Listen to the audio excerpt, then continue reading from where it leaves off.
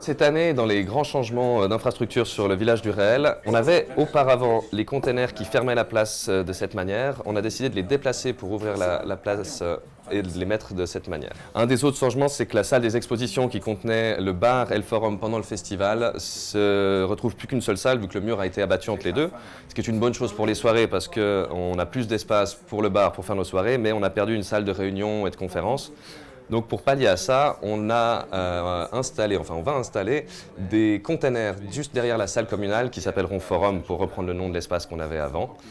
Et enfin, dernier changement, à l'entrée de la tente du restaurant, on avait un écran géant qui diffusait entre autres des photos. Cette année, il sera supprimé au profit d'une terrasse qui pourra accueillir les gens qui viennent soit manger au food truck, soit qui veulent boire un verre. Alors en préouverture à Nyon, on est très heureux de pouvoir présenter le premier long métrage de Mathieu Ritz, qui est un réalisateur basé au Canada mais d'origine nyonnaise.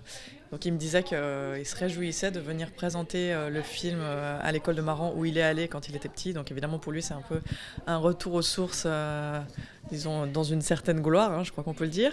Un film très beau sur le plan visuel, très touchant aussi et très intéressant dans son contenu puisqu'il est question de la question du climat international. Du côté de Gland, Ladies de Stéphanie Chua et Véronique Raymond, qui est un film qui s'intéresse à des femmes, des femmes d'un certain âge, des femmes de plus de 60 ans, retraitées, qui finalement se retrouvent à un moment dans leur vie où elles sont seules, soit parce qu'elles sont divorcées, soit parce qu'elles sont veuves, soit parce que la vie en a décidé ainsi.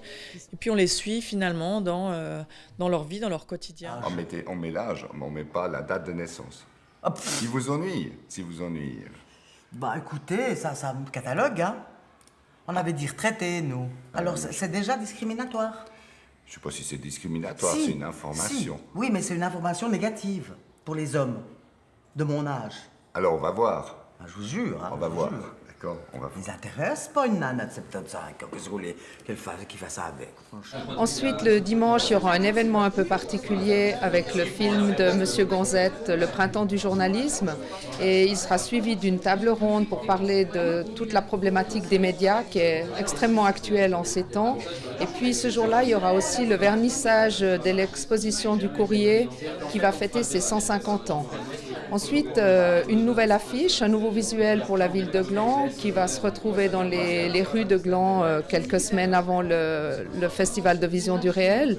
Et puis autrement, on aura un concert également le premier soir, plus un autre le jeudi qui va clôturer la semaine de projection à Gland. Une place à la musique aussi avec des soirées spécialement dédiées à la musique, une nouveauté cette année. Est-ce que ça signifie que le cinéma c'était plus suffisant et qu'il fallait inclure autre chose dans le festival ? Non, mais le cinéma c'est la vie. Et la vie, elle se poursuit au-delà de la salle.